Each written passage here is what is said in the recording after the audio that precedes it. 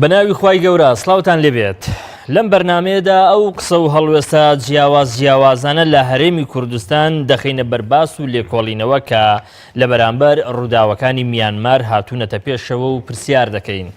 ئایا ئیسلامیەکانی کوردستان مافی خۆیان نییە کە هەڵوێست و پشتیوانی خۆیان بۆ برا موسڵمانەکانیان لە هەر شوێنێکی ئەم دنیا هەیە دووپات بکەنەوە؟ ئایا بەڕاست ئیسلامیەکان ڕووداوەکانی پەیوەست بە موسڵمانانیان بە جۆرێکی ئایدۆلۆجی و بە دوور لە ڕەهەندە ئینسانیەکان ئیستیغلال نەکردووە؟ یەکێک لەو ئیشکالیەت و گرفتانەی کە ئیسلامیەکانی کوردستان تێکەوتون ئەوە نییە کە لە ڕووی ئینسانی و هاوسۆزیەوە غائبن لەوەی کە لە دەوروبەری خۆیان دەگوزەرێ و لەوەی کە لە نزیکی خۆیانەوە ڕوودەدات لەسەر حسابی شوێنە دوورەکان. ئایا هەندێک لە عەلمانیەکان زۆر نادروست و ئیزدیواجیانە مامەڵە لەگەڵ ئەو کارەسات و نەهامەتیە ئینسانیانەدا ناکەن کە پەیوەندیان بە موسڵمانانەوە هەیە؟ ئایا هەندێک لە ئیسلامیەکان لە کاتی گواستنەوەی هەواڵ و ڕووداوەکانی پەیوەست بە موسڵمانانی میانمار وەها وێنای ڕووداوەکان ناکەن وەکو ئەوەی کە ئەوانەی بەرپرسیارن لە کوشتاری ئەو موسڵمانانە لە هەرێمی کوردستانەوە ئەم کارە ئەنجام دەدەن؟ لەگەڵ هەریەک لە بەڕێزان مامۆستا عوسمان شێرەی بانخواست، کاک یەحیا نەوزەر چالەگوانی کۆمەڵی مەدەنی ئەم بابەتە یان پرسە تاوتوێ دەکەین. بەر لەوەی بچینە سەر پرسیارەکان دەمەوێت ئاماژە بەوە بدەم کە لە ماوەی دوو ڕۆژی ڕابردوو زۆر هەوڵمدا کە بەڕێزێک لەو بەڕێزانی کە ڕەنگە قسەی جیاوازی هەبێت لە قسەی ئەم دوو بەڕێزە لە هەمبەر ئەو ڕووداوانی کە لە میانمار ڕوو دەدەن هاوکات لەگەڵ ئەم بەڕێزانی میوانی بەرنامەوەی بەڵام پەیوەندیم بە چەند بەڕێزێکەوە کردی تر بە پاسا و ئیتر بە قسەی جۆرا و جۆر ئامادە نەبوون لەم بەرنامەیەدا یا لەسەر ئەم پرسا بەشداری بکەن. بەخێر هاتنتان دەکەم. زۆر سوپاس. مامۆستا جەنبال لە بەڕێزەوە دەست پێ بکەم. پرسیاری ئەوە بکەم ئێوە لە هەرێمی کوردستان وەکو ئیسلامی وەکو بانخواست یا هەر ناوێک کە خۆت پێت خۆشە لە چ مۆنتەڵەقێکەوە پشتیوانی لەو قەزیە دەکەن کە لە میانمار هاتۆتە پێشەوە لە چ مۆنتەڵەقێکەوە یعنی هەستاون بە دەرخستنی تەعاتوف و هاوسۆزی خۆتان؟ بسم الله الرحمن الرحیم. هەڵبەتە هەر بەو حکمە ئەگەر وەڵامەکەی من ڕێک پڕاوپڕ بە جواب وەڵام بێ بۆ پرسیارەکەی جەنابەت، ئێمە سەرەتا وەکو ئینسان، چونکە ئێمە پێشەوەی هەر شتێک بین ئینسانی، خی گەورە پەروەردگاریش ڕێزی لە ئینسان ناوەکەوەی کە ئەفەرمووە لەقەد کەڕەمنا بەنی ئادەم وحەمەلناهم فی البەر والبەحر وەڕەزقناهم من الطیبات. ئەمانە هەموو ڕێز و قەدرن بۆ ئینسان. پاشان دوای ئینسان بوون وەکو موسڵمان، وەکو هاودین کە پێویستمانە ئێمە دینەکەمان پێویستی کردووە لە سەرمان. یەکەم وەکو ئینسان ڕێز لە هەموو ئینسانێک بگرین لەگەڵ ناڕەحاتی هەر کەسێک کابین کە زوڵمی لێ ئەکرێ، و پاشان لەگەڵ ئەوەی کە هەر ئیماندارێک هەر موسڵمانێک جا چەنە ملتەزیمە مشکلەمان نیە، مادەم خۆی دەڵێ موسڵمانم دیندارم خواناسم و لەسەر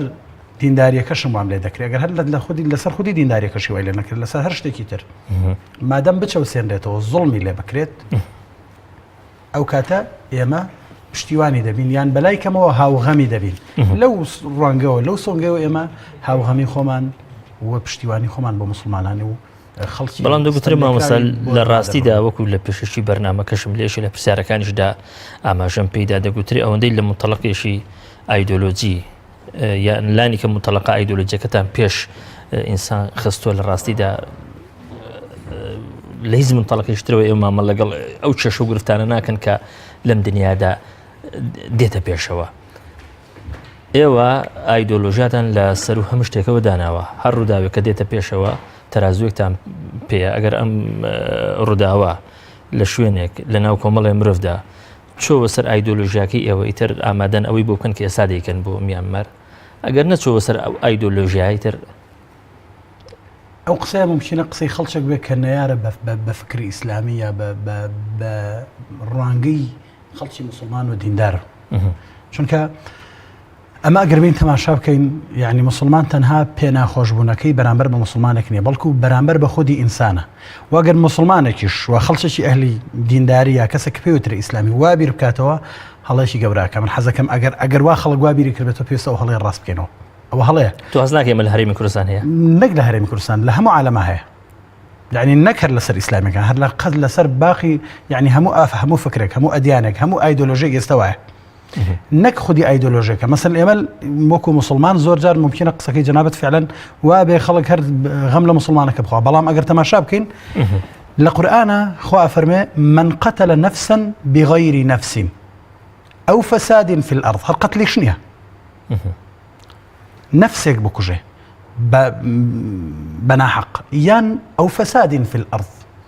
يعني خراب كاريق لسر أرزاب الله بكاته فكأنما قتل الناس جميعا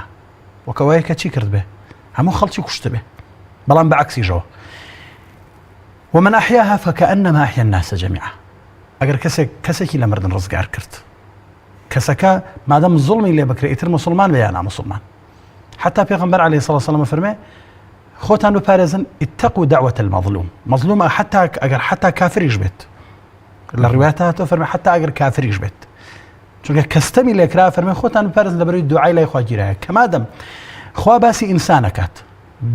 كلمين الناس عامة همو صدق بتري أم خطابك يا صاحب الرزد باسي وكي خطابك جوانا لم كاتانا دا ديهن بيشو كارتان بيتي كإشتان بيتي بنو من إساق زيق لم يمار روي داوا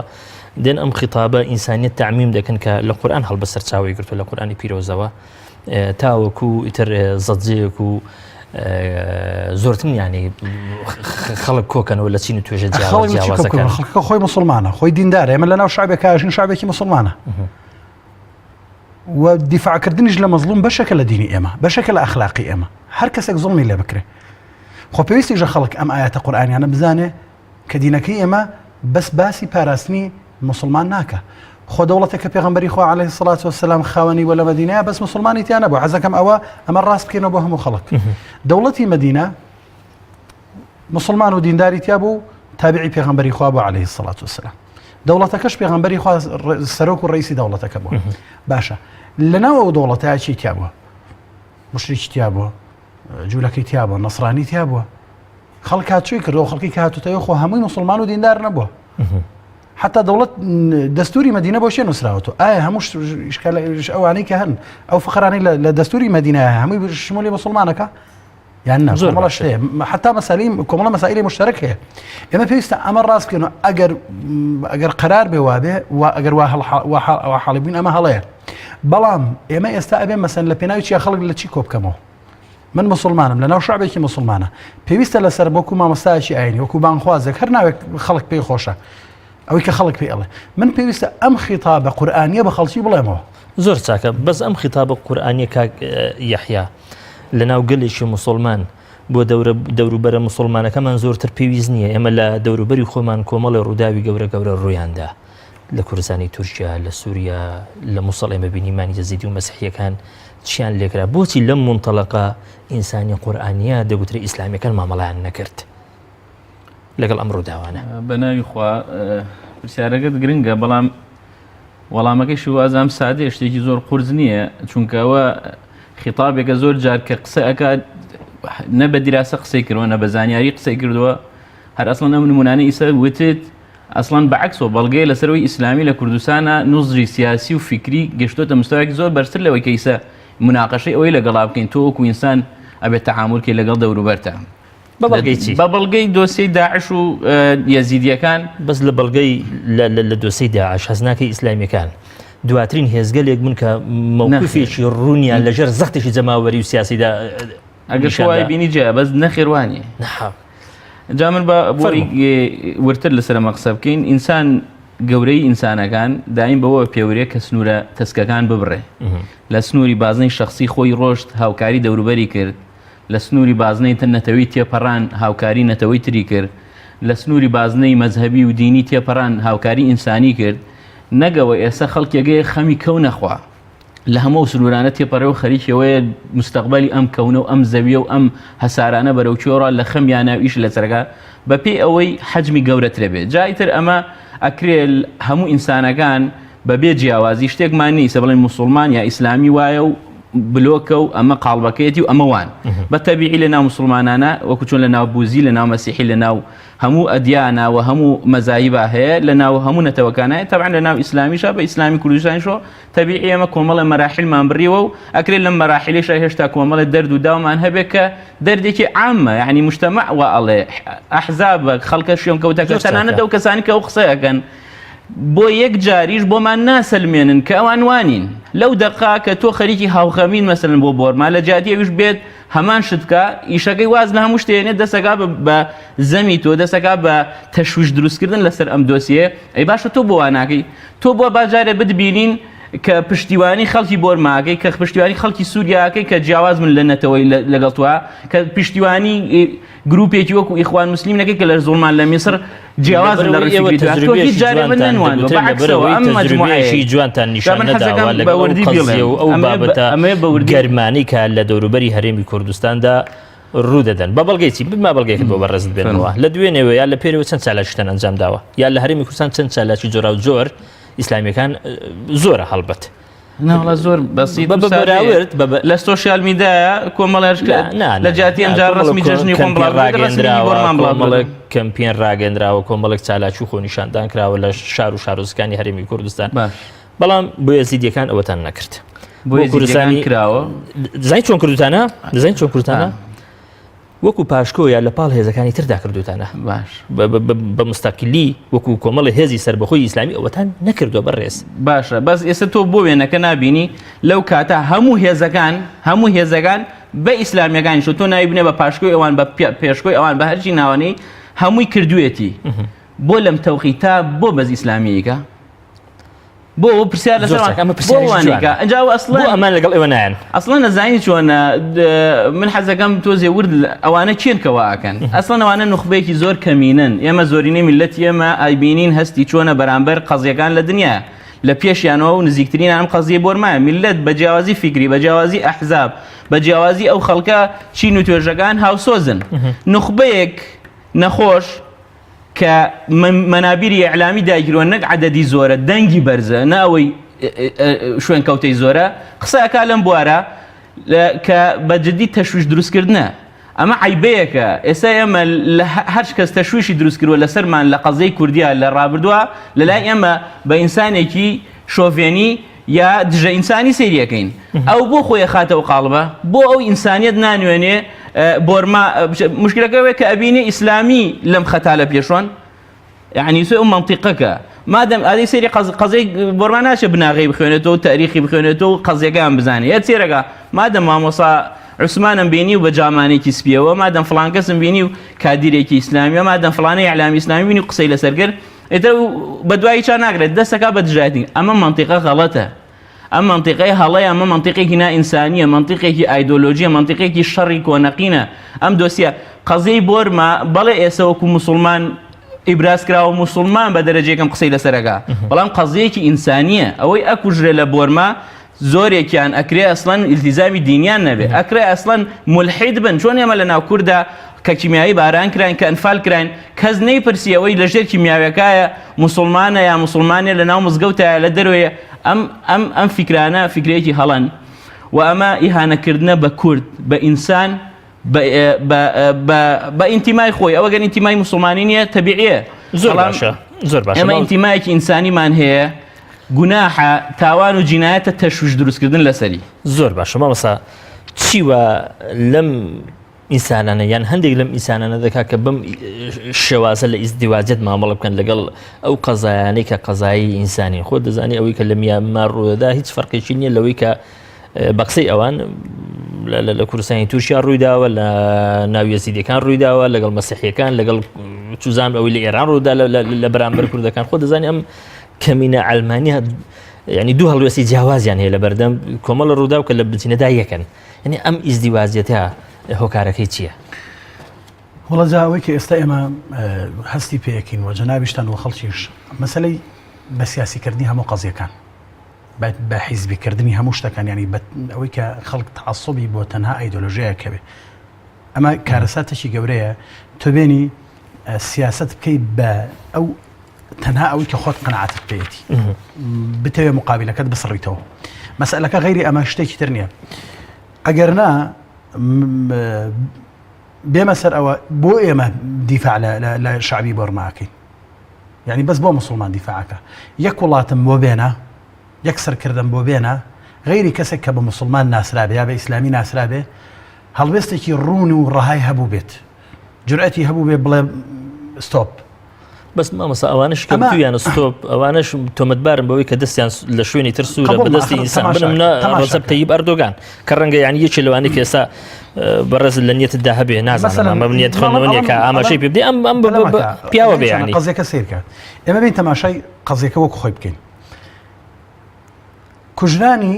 شعبی بۆرمی ئێمە مشکلەمان من ئەمە باقەنەعات وێڵم کاتێک حربی ڕوبەڕوونەوە هەیە حربە شەڕێک هەیە دوو سوپا بەرامبەر یەکوەستاون حتمما ئەم دوو سوپایە نقڵ نابەخشنەوە بۆ یەکتر ئەکوژن کەس کرد گرفتی لەمە نییە کێشەکە ئەوەیە ژن و مناڵ و خەڵکی سڤیل و مستەزعەف ئەکوژرێ یعنی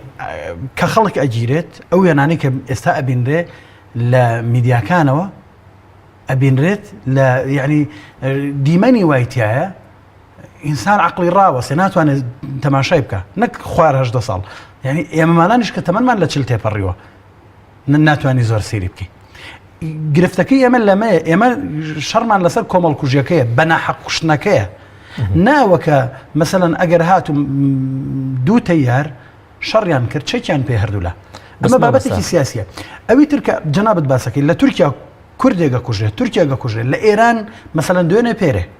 خەڵکی کوژراوە بەناحەق کۆڵبەرێکی مستەزعەف کوژراوە هەر کەسێک کوشتێتی من دیسان پێویستە دەنگم هەبێ ماوەسایحاش و خەڵکە گلەی ئەم بەڕێزانێکی لە گلەیەکانی ئەوەیە پێویستە دەنگمان هەبێ حانی ئێستا لێرە پێویستە دەنگمان بگا بەڕاستی ئەوە کارەساتێکی زۆر خراپە ئەوە زوڵمێکە لە میلەتێک لە ئینسانێت ئەکرێ پاشان لە میلەت ئەکرێت بە تایبەت و ئەتوانم بڵێم لە ئایدیا و مەزهبێکی دیاریکراو ئەکرێت ئەمە ستەمە ئەکرێ ستەمەکە کە من باسی ستەمەکەم من هەر ناڵم تەنها مسلمانەکە بەڵام ئەوەی کە بەناحەق ئەکوژرێ بێچەکە بێدان و نینۆکە ئەوە بۆچی ئەکوژرێ ئەگەر نا مەسەلەن ئەوەی کە پێ ئەوترێ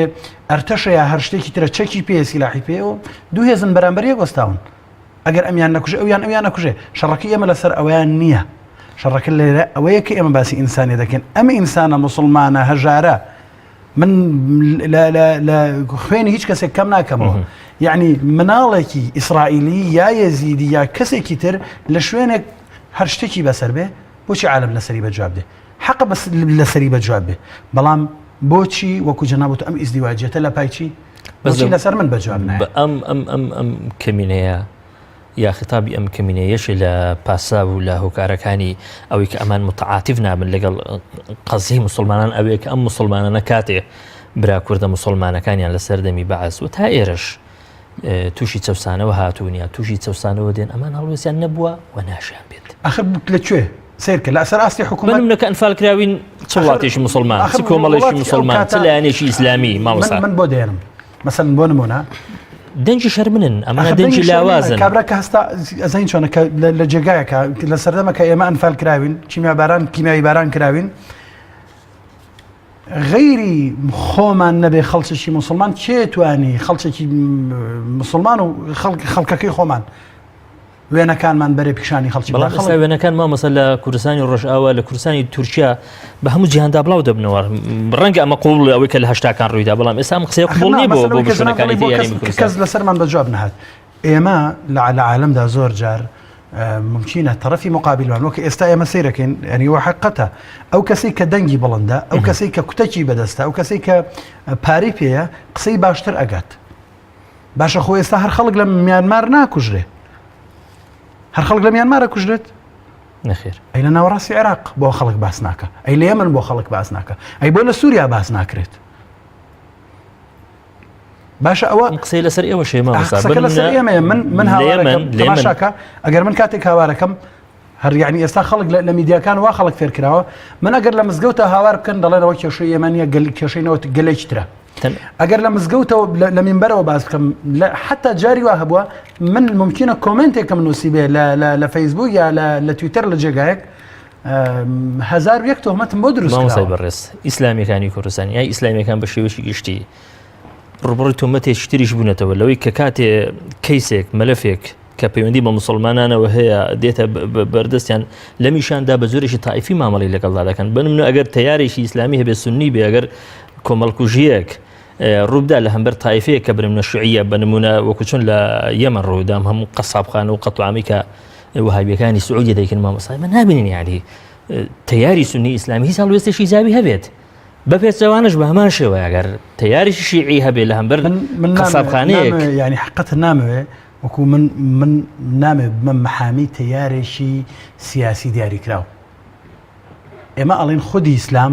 ئیسلامەتی و دینداری ئەو جۆرە تەحەزوبەی قبول نییە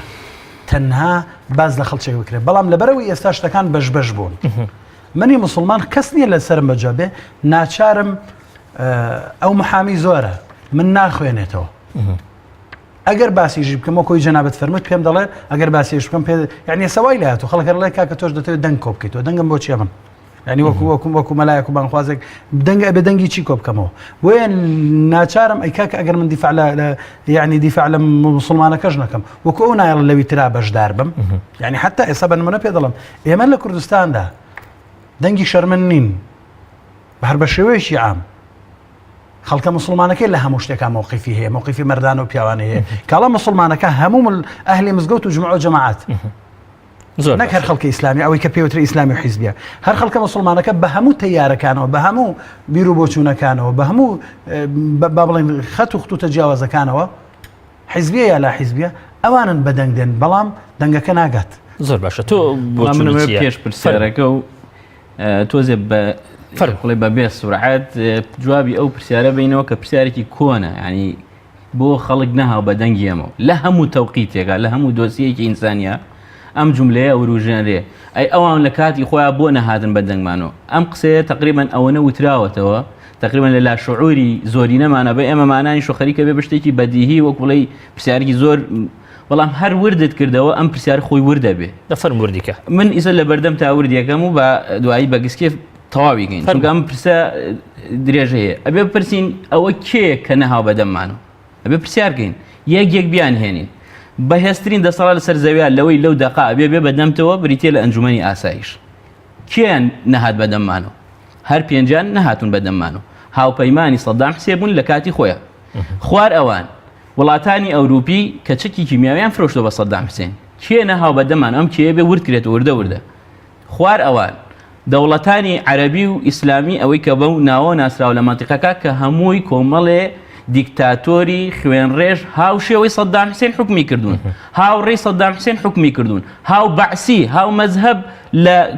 کوتەک و لە مەزهەبی چەوساندنەوە تۆ بە تەماوی کێ بێ بەدەممان و لەو سەردەمەی کە سەدام حوسێن کیمیاوی کرۆ بەسەرمانە لە ئوردن لە فەڵەستینی یاسر عەرەفات لە میسری فلان و فیسال لە سووریای بەشار ئەسەد و حیزبی بەعس کە ئیبینین ئێستا لە سەدام درەندەتر دەرچووە ئەمە کێ بێ بەدەمی ئەمەوە ئەم کێ بێ ورد کرێتەوە یەیتە خوارەوە ئەوە دەست لە هەمووی شۆر دەست لە هەموو حکووماتی شۆردەوە کە ئاگاداری یەک بەیەکێ دیوەنێ بڵێ ئاگای لێنێ ئەمانی سەر ژماردم هەمویان ئاگاداری دۆسیەکەین بە ورد و دروشتیەوە خوار ئەمان ئەمێنێتەوە کێ کۆمەڵی ئەحزابی سیاسی لەگەڵ کۆمەڵی گەل و میلەت ئەم گەلانە لەو دەقا بۆ نەهاتن بەدەممانەوە ئێمە بێ ینی سادە نەبین ئێمە لە 2007 کە کەناڵی ڕاستەوخۆ دەیان کەناڵی پرۆفیشناڵ و عالەمی لە ئەخبار وە کۆمەڵێکی ناوخۆیی ئیعلام ئینتەرنێت سۆشیال میدیا کە ڕووداوەکان ڕاستەوخۆ لە بەردەستی توان ئەمە هەمووی سفر بۆ لەو سەردەمە کۆمەڵێک کەناڵی دەوڵەتی ڕسمی هەبوون سەدام حوسێن کەناڵی خۆی هەبووە لە ئەلف بۆ یای لەوەڵ بۆ تا داڵەکە سەدام حوسێنی پیشانناوە بدێکی داناوە و خەڵگە بێ بەزەوە ببینێ با من تەواویان تا سەرەتای 2000 قبوڵە با تەواویکەم ئەینە سەر 2000 یەینە سەر ئەم ڕۆی بۆرمای داماویش بۆچی نایاتە دەنگ لەسەر ئێمە هەموو ئەم دەوڵەتانە کۆمەڵە دیکتاتۆر حەجمی زانیاری لێ کردووە ئەو میلەتانەی دابڕاندووە ئێستا گەلی عێراق دابڕێنرابوو لە هەموو دنیا هیچی نازانی خەڵکی دەرەوەش تەنها لە سەدام و ئێرەیە ناسی وێنەکەی لێرەوە ئەبینی لە کەناڵە ڕسمیەکانی ئەبینی کە تەمجیدی سەدام حوسێنیان نەکرد و بە بەتەڵێکی قەومیان نەزانی ئەم سیستەم و دەوڵەتانە کە ئێستا هاوسۆزیان زۆرە و هاوپەیمانیان زۆرە کەسی نهاتنە دەنگ هاتە سەر میلەت هیچی پێ نەگەشتووە کۆمەڵی ئەحزابی سیاسی بوون بەشێکیان ئیسلامی بوون بەشێکیان چەپ و عەلمانی بوون بەشە علمانی و چەپەکەی زۆرینیان ئەسڵەن لە حکما بوون کە هیچ قسەیان نەکردووە کەس پرسیار لەوان ناکە بۆ هەڵوێستیان نیە بۆ دەنگیان نیە بۆ قسە ناگەن کە ئاگایشان لێ بووە ئیسلامیەکەی عینەن ئەم زوڵفەی ئیسلامی بینین لە ژێر دەسەیا بوون حجمی زمان و ئیعلامیان بریتیەوە لە کۆمەڵە گۆڤار و ڕۆژنامووی بەسیط کە دیاریکراوە بووە و تەحجیم بووە و متتەهم بوون دایم چۆن ئێستا ئێمە لێرۆ کەسێکی بێبەرنامە شۆرا و لە بەهای ئینسانی ئەوێ من و تۆ تاوانبار کە بەوەی کە تۆ وەلاو هەیە بۆ ئیسلامی و تۆ ئایدۆلۆژی بیرەکەیتەوە ئەو ئیسلامیش لەو تەوقیتا قسەیەکی کردووە بە هەمان شێوە تاوانبار کراوە ئەم کتێبەی لە بەردەستمایە هەمووی بریتیە لە کۆمەڵی هەڵوێست و بەیاننامە و بابەتی ئیسلامیەکانی سەردەمی هەشتاوەشتی کیمیاباران و ئەنفالی هەڵەبجە کە ئەو جوملانی ئەوان وتوانە لەو سەردەما بۆ ئەوان و لەوێ هەموو ئەحزابی علمانی بەدەسەڵات و ئۆپۆزیۆنەوە ئیتیهامی کردوون وەکو ئێمە قسەیان لەسەر بووە تۆ بۆ ئاکەی تۆ عیلاقەی ئەو چییە تۆ دژی عەرەبی تۆ دژی سەدام حوسێنی قائید الأمة العربیە کە ئەوان ئەو لیوای الئیسلام کە مجلەیەکی سەر بە ئیخوان مسلمین بووە مانشێتەکەی بریتێ لە حەلەبچە جەریمەت و حەرب کەسێ توانی بێتی لە هێشتاوەشتا ئەمە بکا بە مانشێتی و بابەت بنووسێ لەسەر ئەمە بە تەفسیلی لەگەڵ کۆمەڵێ بابەتی ترا بۆ کۆمەڵی نووسەری ئیسلامی لەو کاتە گەورەترین هەڵوەست بە لەو سەردەما بابەتێکە بەڵام گلەیی ئەوە لە ئیخوان هەیە کورسیان من حەزەکەم هەیە باکسەکەم تاوکەم وردم نەکردو زۆر قسەخرگە کویەکی تۆ بێ وردیکەم با پرسیارێک لێ بکەم ئەم بابەتە کورسای ئەم بابەتە لە کەناڵ زیاتر بۆ لەو کاتە ئەمە بابەتێکە بەڵام هێزە ئیسلامیە غەیرە کوردیەکان بە ئیخوان المسلمینیشەوە لەسەر هەموو قەزیەک وەکو دۆکۆمنت بەیاننامەیان هەیە بۆ مێژووی خوێن بەڵام بۆ کورد بۆ هیچ قەزێکی دێ من بە تەحەداوە پێشتوانیە من حەزمەگەر نوێنەریان هەبوو ئەوەی کە وتت بەهاتنە کە قسەی جیاوازیان هەبوو بە تەحەداوە لەم لە ئێستەوە تەرحیان بێت تا چەند مانگی تر پیان خۆشە غەیری ئەحزابی ئیسلامی غەیری نووسەری ئیسلامی کە لەو کاتا لە ژێردەسەی و داماویا بوون بۆم بێنە ئەحزابی چەپ و ئەلمانی ئەو کاتێ و کاتە کە دەسەڵاتیشانە بووە کە حکم و ئیعلامیشان بەدەستەوە بووە کە هەرچی ڕۆژنامەی دنیای بەدەستیان بووە لەسەر قەزیە هەڵەبجە قسەیان کرد من ئێستا ناتوم وەکو مامۆستاوەتی خەریکی بەرگری گرمین لە تەیارێ ئێستا ئەمانەی ئەو فکرەیە وردکەین کێ بێ بەدەممانەوە و ئەو کاتە چۆن بێ بەدەممانەوە ئێستا من چوون بەدەم ئەوە چیم کردو بەس لە فەیسبوک دوو قسەم نووسیوە گردبوونەوەیەکم گرۆ ئەوە ئەم بەرنامەیەکەکەم کە من و مامۆستا عوسمان لەوە لە گەرمترینی لە ڕووی عەمەلی و لەم دۆسیە ئێمە بین لەم سێ حەرەکە زیاترمان چی کردو یعنی ئەمە کێشانی ئەمە چێت تۆ بیترسێنی بیکەی بە قەزیە با من تەواو وردی کەم و تەواویکەم زۆر تەبیعی ڕۆژێک گەنجێکی عینەن ئەوانە لە بۆر ماد و ڕۆژتر ئیسراحەتکەن 20 ساڵی در پرسیار بکەن ئەرەوە ئیخوان و مورسی بۆ لەسەر ئێمە قسەیان نەکرد مورسیەک لە قەفەزی شوشایە ژنی نایبینێ محامی نایبینێ تۆ ئەو پرسیار لەوەکەی بۆ نەهاتە دەنگ بەس پرسیار لە دەسەڵاتەکە ناکەی لە ئەو هەموو حزابە ناکەی کە دەسەڵات و ئیعلامیان بەدەستە کە بودجە و پارە و قوتی ئەم منتیقەیان هەمووی بەدەستە بۆوان نایە زۆر باشە سەواوم نەکردووە ئەمە ئێستا بۆتێ بۆ بۆرما ئێستا چۆن بێتە دەنگ لەسەر قەزیەمە مناڵێک ئێستا ساوایە 2 ساڵە من نەچم بەدەمیەوە بڵێم وڵا بۆ لە هەشتا ناتی بەدەمەوە زۆر باش لە ڕووی شەرعیەوە حتا لە ڕووی ئینسانیشەوە یعنی ئەمە معقولە ئەوەی کە لە ڕابردوودا وڵاتانێک چوزانم کۆمەڵگە جیاوازەکان ئیتر بە هەر بیانوێک بێ لە هەمبەر قەزی ئێمە نەهاتوونەتە دەنگ قسەیان نەبوو هەڵوێستیان نەبووە ئێمەش قسەمان نەبێت نا ئەوە دەستەوامێکی زۆر خراپە ئەو لەسەر من نەهاتوۆتە دەنگ ئەو بە ئەخلاقی خۆی لەسەر من نەهاتوۆتە دەنگ من خاوەنی پەیامێکم کەسی یەکەمی ئەم پەیامە کە پێغەمبەرە عەلەیهی السەڵات والسەلام خوا وەصفێکا بۆی چی وما ئەرسەلناکە ئیلا ڕەحمەتەن للعالەمین لەفزی عالەمینیش تەنها بۆ ئینسان نییە یعنی ئینسان ئەگرێتەوە حتا بۆکو زانانەڵێن ماسی وەڵڵا ئەگرێتەوە جگە لەخوا هەموو شتێکی تر ئەگرێتەوە کەواتە من کەسێک لەسرم بە جواب نەهاتووە ئەوەی کەسە کاگی حوتی بۆرمای بەدبەخت بەچی بەدەم منەوە بێ من مقابلەی خەڵکم کردووە لە سعودیا سایق تەکسیە چوزانم کە ناسی حرەمە چەند ساڵەڵە باپیرە گەورەشم لە سعودیا مردووە بەڵام تا ئێستا جنسیەمان نییە خەڵکی بۆرمای هاتوۆتە ئەوێ تا ئێستا جنسی سعودیمان نییە باشە ئەم بۆرمای فەقیر لەسەر چی من ئەبێت بمەوێت چ تۆڵەیەک لەو بکەمەوە یا ئەو شعبی کە لەسەر من بە جواب نەهاتوو چیڵێ بە جواب نەهاتووە وەکو زۆر لەو بەیانانی کە هەبوو کاتی خۆی لەو زانا موسڵمانانی کە دیفاعیان لە من و تۆ کردووە ئێستا هەر لە وڵاتانی دەوروبەر سجنن ئەوەی کە هات بێتە دەنگ ئەوەی کە تەییدی زوڵمی سوڵتانی وڵاتەکەی نەکردبێ سوڵتانەکەی هاوکاری سەدام حوسێنەکەی من و تۆی کردو ئەوەی کە تەییدی سوڵتانەکەی نەکردبێ خۆی سجن بووە ئەوە ئێستاش سجنە ئێستاشی لەگەڵ بێ ئەبێ کێ لەسەر من بەجا بێکەواتە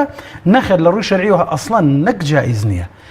بەڵکو گوناه و تاوانم من بێدەنگ بم شەیتانێکی نابێ شەیتانێکی ئەخرس ولا تزر وازرة وزر أخرى إن جاكم إنساني مسلمان لا تظلمون ولا تظلمون إنساني مسلمان نظلم قبولك بو خوي ظلمي لي بكري نقبول جاك ظلم لكسبك باشا كواتا أويك شتيشتر هي جاكي سرنجا ئەوەی کە وەکو ڕەخنە دەیگرن لە وڵاتی ئیسلامیەکان و لە ئەو هێزانی کە لە ناو وڵاتی ئیسلامیەکاندا دەژین بەوەی کە هەڵوێستیان نەبووە هەندێک لە ئەڵمانیەکان ئەم قسەیان کە هەیە بە هەمان نەفەق قسە ناکەن لەگەڵ ئەو وڵاتانەی کە غەیری ئیسلامین و لەو کاتانێکی ئەمە لێمان قوماوە ئەم وڵاتانش نەک مووقفیان نەبووە بەڵکو بەشدار بوون بە شێوازی جۆرا و جۆر لە مەسەڵەن پێدانی چەک بە سەدام حوسێن چوزانم یعنی بە ئەو هۆکارانەی کە بوونەتەوەی لە ناوبردنی میلەت لەسەر ئەمان قسەیان نییە نەکەر قسەیان نیە بەڵکو کە ڕووداوێک کە ڕووداوێکی ئینسانیت لەم وڵاتانە دێتە پێش وتر وەکو ئەوی کە ئەم شتە لێرە ڕوویدا بێ ینی ئەمە دەبن بە ئینسان دەبن بە هەموو شتێک ینی ئەم ئیزدیواجێتە لەسەر ئەمەش چۆن قسە دەکەی ئەزانین چۆنە خۆی فعلەن ئەو ئیزدواجەتی کێشەکە لێرە ئەمەیە ئەم کێشەکە لێرە ئەمە ئەوەیە ئەو کەسانی کە قسە ئەەکەن کێن کێ ئەم قسەیەکە ئەو قسەی ئەو کەسی کە ئەوە قسە ئەەکە یعنی مەسەلەن بۆ نمونە هەرچیەک بۆ خۆی پێی خۆشە دیفاعی لێکە یعنی حتا هەرچیەک بێت لەگەڵ فکری خۆی بێتەوە لەگەڵ ئەخلاقی خۆی بێتەوە بەعکسەوە مەسەلەن یەکێک لەو شتانی کە لەم دەوروبەر ئەو برادەرانەی تر ناوێنێ ئەلمانی هەر ناوێشی لێنێ لە وڵاتانی دەوروبەر باس لەوە ئەکات کە خەڵک پێویستە بە سیستەمی دیموکراسی بە سیستەمی انتخابات بگاتە حکم و دەسەڵات لە وڵاتێکی وەکو میسر ئیتر ئیخوانە طبعا مۆرسی ئەگاتە دەسەڵات ئینقلابی عسکەری بەسەر ئەکرێ خەڵک لێرە من چەنە هاوغەمم وەک ئەوەی وەک مسلمانێک زوڵم لەو کراوە ئەوەندەش هاوغەمم کە ئەوان پێچەوانەی ئەو دروشمە بوون کە خۆیان هەڵیان گرتە بوو کەچی لێرەوە دیفاع لەو کەساکە کودەتاکەی کردووە یعنی حتا لەوانەی کە من خۆشیە ناوی بێنم بە هەموو کەس زانین زۆر دەمی گەرمە لەسەر مەسئلەی مانەوەی کەس یعنی حکمی گەل و بە دیموکراسیکردنی دەستور و وڵات کاتێککە لە کودەتاکەی پاری مانگی حوتی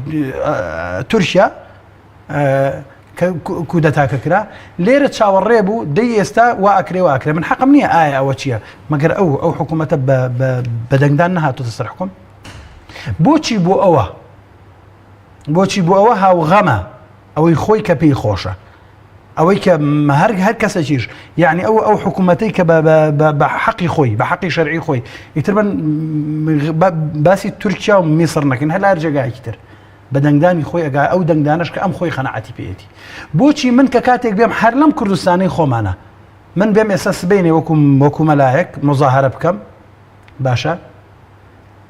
یعنی ئەگەر کۆمەڵێک خەڵک محامیم حازر نەکردێ یەکسەر متهمەکرێن بەوەی کە دەستم لەگەڵ فڵان و فیسار هەیە باشە ئەمە یعنی لە پای چی بۆ ئەمە ئەکرێ کەواتە ئێمە وەک ئەوەی کە جایز و دروست نییە یعنی نادروستە کە ئەگەر مادەم خەڵکێک دیفاعی لێ نەکردین دیفاعی لێ نەکەین ئەمە کارێکی نامسڵمانانەیە من هەر کەسێک زۆڵمی لێکرا هەر ناوێک بێت چکە دینەکەم وان پێڵێ نەک حیزبەکەم چکە من لە هەر حیزبێک بم لە هەر تەیارێکم مادەم دیندار و مسلمانم پەیامی دینەکەم لە پێشترە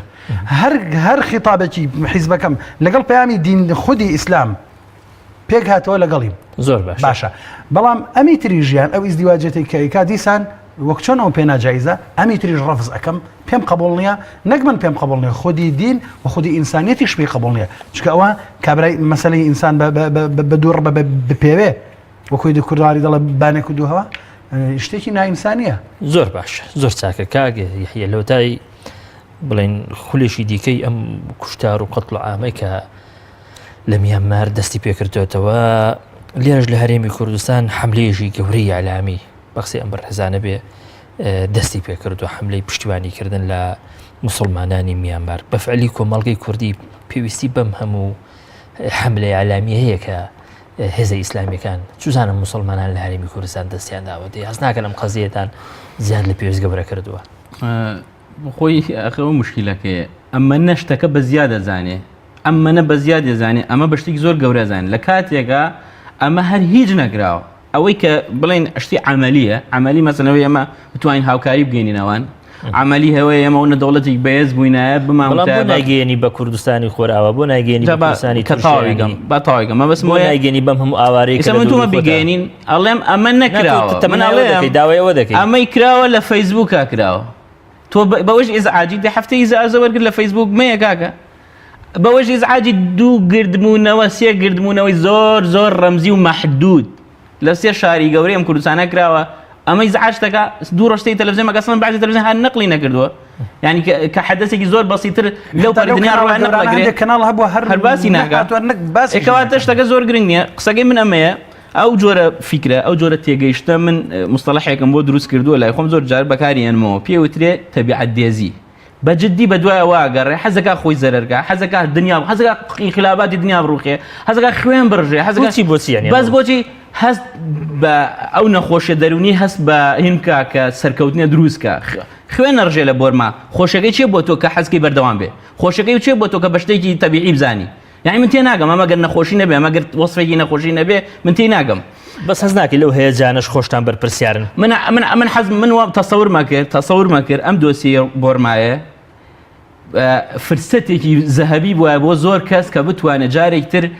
دەمامکە کەوتوەکەی دروست کاتەوە دەمامک زۆر کەوتن لە فترەی ئەم 1-2 ساڵی پێشوە ئەم چەند ساڵی پێشوە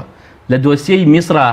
دەمامکێکی زۆر کەوتن دیموکراسی خازێکی زۆر کەشف بوو ئازادی خواست دیموکراسی خواست لە ساڵەکەی مورسیا هەموو ڕۆژێ لێرە بەرنامە ڕاستەوخۆ لەسەرکرا ئەوە وەر ڕوویە ئەوە مورسی وای کرد ئەوە ئیخوان وای کرد دەمامکێکی زۆر کەوتن کە ئینقلاب ڕوویە تا ئێستا ینی خراپترین وەزعی سیاسی و ئەمنی بەرپا بووە لە میسرا هیچ قسەیەکی نییە لە دۆسیەی تورکیا دەمامکێکی زۆر کەوتن لە ئینقلابەکە بەڵام دەگوترێن هەمان ئەو دەمامکان ئیسلامیەکانیشدا کەوت بنمونە کاتێ پار حملەی دەستگیرکردنی کوردەکان لە کوردستانی توریا باسی پێکرد کەوتن ئەوەی ئیسلامی کردی لە پارە لە مۆزوعی حملەی دەستگیرکردنە پاساو هێنانەوە بۆ ڕەجەب تەیب ئەردۆگان و حکوومەتەکەی لە هەمبەر یەک پاساوم بۆ بێنەوە کە ئیسلامی لە کوردستانە خۆزگە ئیسە چی بەیاننامەیەکی لە بەردەستا بووە هەڵوێستێکی مەکتەب سیاسی بەیاننامەیەک نییە ئیدانەی ئەوە بکە کە ئەردۆگان کردوویەتی ئەوە بۆ خۆی بەڵگەی لەسەر ئەوەی کە پشتیوانی ئەردۆگان دەکەم بەڕێز ئەزانین چۆنە ئەوەی کە قسەیەوان هەڵبەت من وەڵامی ئەوانیشە بەمەوە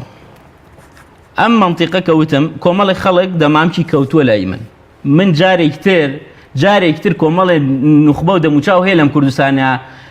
دەست بگرێ بە ئاسمانەوە من لە باری دیموکراسیا لە بواری مافی ئینسانە لە بواری ئازادی و پێکەوژیان و قسانە قسەی لێ وەرناگرم دەرگایتەوە بەداخستە لە سەریان دەرگایتەوە بەداخراوە لەو بوارە چونکە درۆیان کرد بەس تەسەور مەکرد لە قەزیە میانمارە بێنەوە سەرخەت جەوێکی تر دروستکەن بۆ دراوسێمان نین هیچ کێشێکمان نییە ئەمە ئێران نییە بڵێ وڵا لە هەندی عادزەبێ یا تورکیانە بڵێ لە هەندی عادزەبێ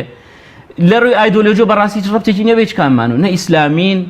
نە علمانی شتێک نییە ئێمە ئایدۆلۆژیان تووشی تەناقوزمان کا لەگەڵ یەکە زۆر دوورن لێمان ئیسرائیلمان لەگەڵ یان نییە ئیسرائیلیش نییە لە خۆی بڵێن وڵا ئیسرائیل دنیای بەدەستە گەر قسە بکەین لەسەری لەوە چ شتێکمان لێ بکاو نێڵێ دەوڵەت دروستکەین زۆر دوورە لێمان ئەمان توانی ئەسڵان ئێستا کارێکمان بکردایە هەر ئەمانی کە ئیسە بانگەشەی دەوڵەتی شەکەین ئەوەیە کارێکمان بکردایە ئیسە خۆمان کردای بە نەقڵەشیرینی ئەم گەلانی مەنتیقە چی تێچوو بە ڕسمی حکومەتی دانیکا چی تێچوو بە قووەت قسەمان لەسەر بکردایە هەرێمی دانی کردووە لە ڕێی وەزارەتی ئەوقافەوە هەموو لەژێر فشارایە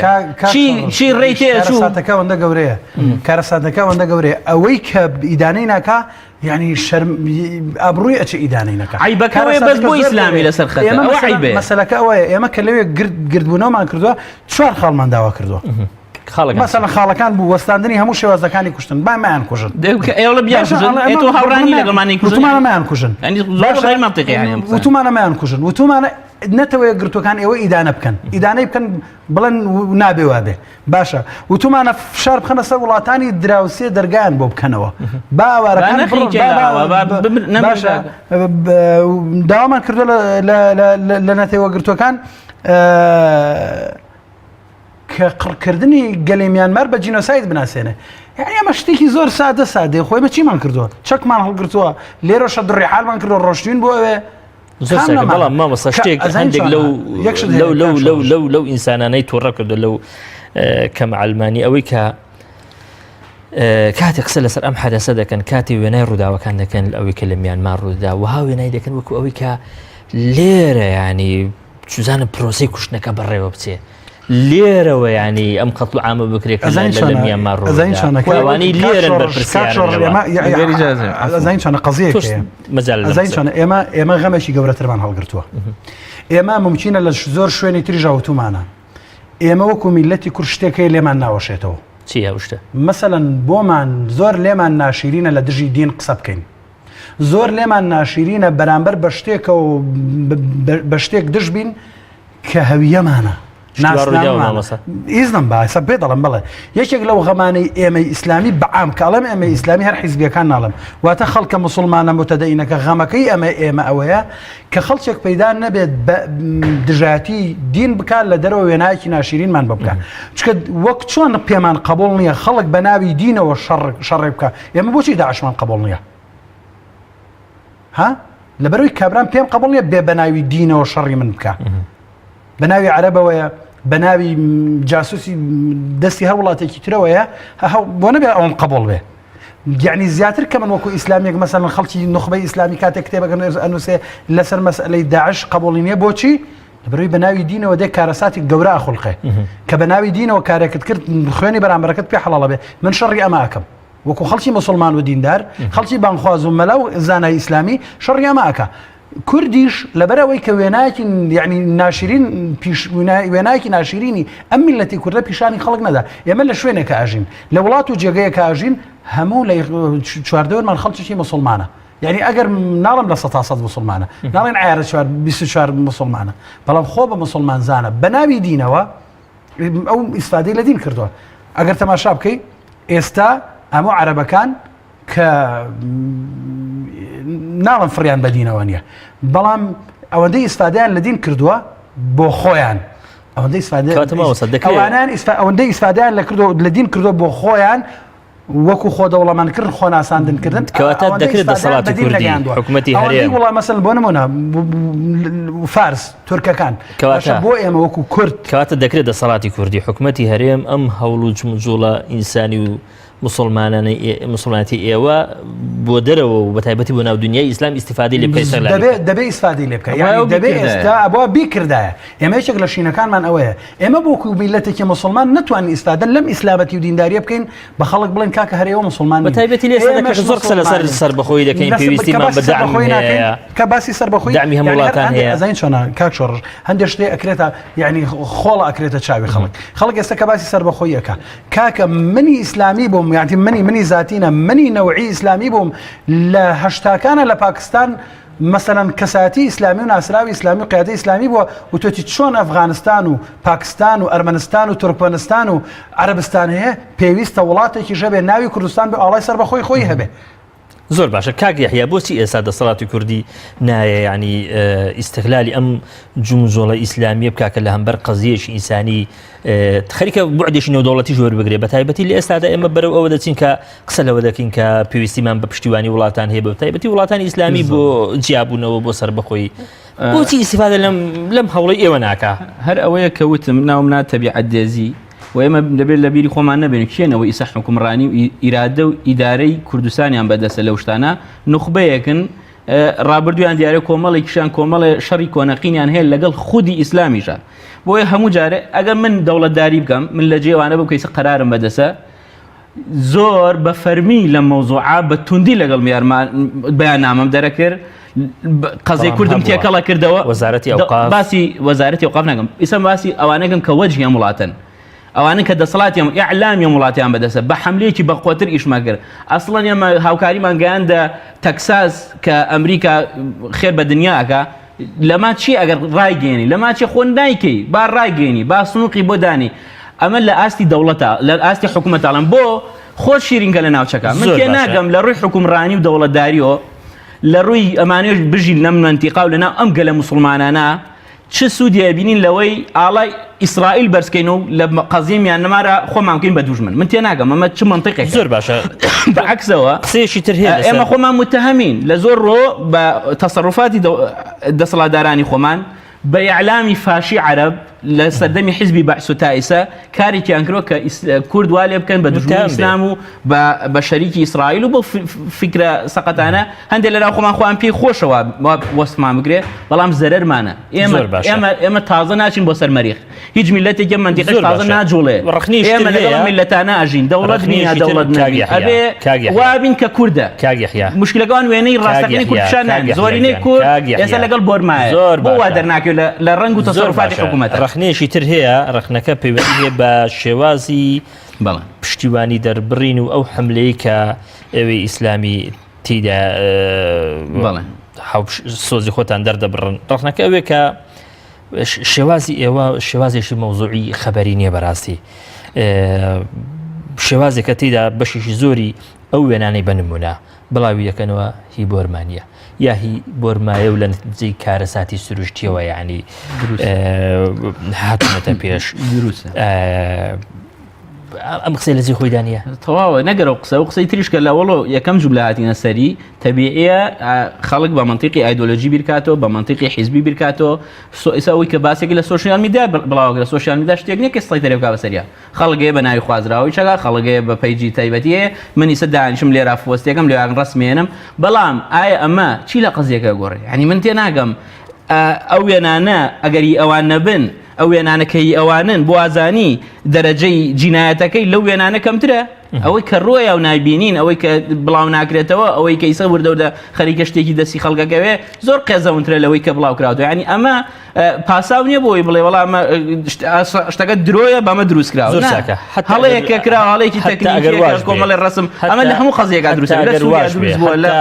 حتا ئەگەر واش بێ ئەو وێنانی کە بڵاو دەکرێنەوە بە تایبەتی وێنە ڤیدیۆ یەکەن ئەگەر ڕاستیش بێ بەڕای بەڕێزت دروستە هەموو شتێ بڵاو بکرێتەوە من لە ئەکاونتەکەم بەڕێزێک وێنێکی ڤیددیۆی بۆ نردووم یەشێکی زیندووە هەر بە زیندوێتی لە سەرەتا چوارپەلی دەبڕن دوای سەری دەبڕن ینی ئەمە دروستە بڵاو من ئەگەر پرسیار لە شخصی منەگەی تا ئەم لە حەزەی تیا ئەژیم بەو هەموو ڤیددیۆی کە زین لە یوتیوب و لە فەیسبوک و لە سۆشیال میدیا بڵاو کراوە لە بابی سەربڕینە تا ئەم لە حەزە سێر یەک دانیانم نەکردو خۆم سێرم نەکرەوەی هیچ بڵاوم نەکردەوە ئەکرێ ئەمە من وازام ئەمە سۆسیۆلۆژ و خەڵکە دەروون ناسەوانە قسەی لەسەر بکەن کە ئێمە مراعاتی شعوری یەکتر مراعاتی ئەو فەزاگشتێ بکەین کە لە سۆشیال میدیایە بەڵام چی ئەم قسەیەکە ئەبێ خەڵکی دەروون نازم قسە بکات نەگەو کەسەی کە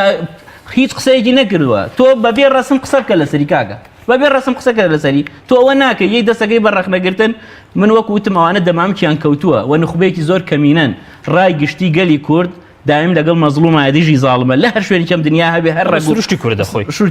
تەبیعیە بۆ ئیسلامی زیاتری باسکە ئەی باشەوە ئێمە من و کاک مامۆستا عوسمان و ئەو خەڵک و نخبەی قسە ناکە چی ترەی کرد ئەم ساڵ نەمانەکرد مانگی ترمان چی ترەی کرد کە کەسی تر ناگا وەکو وایە ڕەخنە لە گەلی کوردکەی ئێوە بوو باسیەوە کوردەکەن ئێکاکە گیان ئەوەی ئێمە ناکەین کوردە بوومان بێدەنگە من باسی قەزەی کوردی ناگەین چێ بۆمانەکە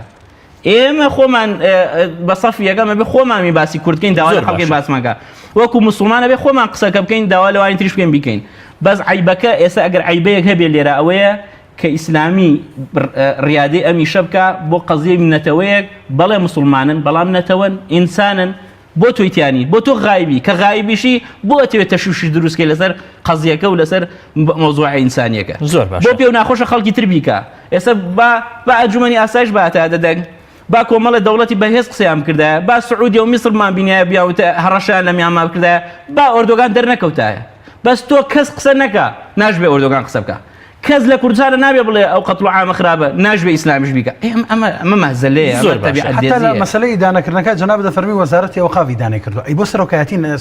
سەرۆکایەتی هەرەمی دانێ ئەی سەرۆکایەتی پەرلەمان وەزارەتی ئەوقاف یعنی حتى حرمەت و ڕێزم هەیە وەزارەتی ئەوقاف خۆی يعني سنووری دەسەڵاتی خۆی لە کوردستانە چەنە